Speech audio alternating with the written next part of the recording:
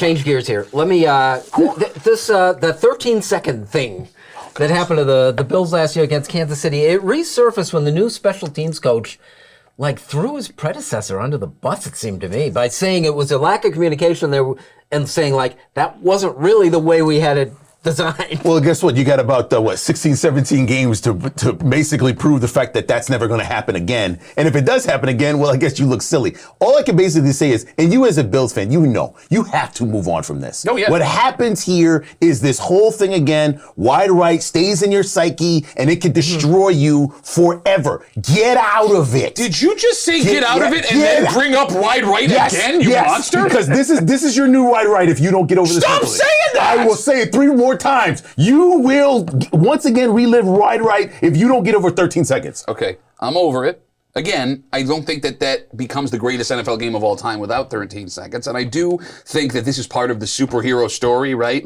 You're going to have to slay the dragon in Kansas City in the playoffs. This just makes it that much sweeter. It is surprising the way that things are so locked up normally at one Bills drive that this comes out at a press conference in the offseason, because if this happens in the regular season, whatever, there's film. This is going to be talked about for a long time, and it's going to be brought up when they talk about the Chiefs game, when the Bills play the Chiefs in the regular season, and when they probably play them again in the playoffs. Or a special teams moment in a game that cost the Bills the game, because that's when it comes right back out again. And McDermott tried to keep a lid on it, because when they asked McDermott about it, didn't want to talk about it. And here his new coach comes in and says, Yeah, no, that was very strange. I mean, but that's what McDermott's the best at, right? Look, as someone who's works in media and sports media, there was a time with the Bills where I knew what was happening. I think before half the franchise knew what was happening. The second McDermott showed up, that all went away, which sucks for me because I knowing things nobody else knows because it makes me cool. But yeah, that was a shock. I thought it was a fake statement until I watched the video. And I was like, why are you doing that? Don't bring up old stuff.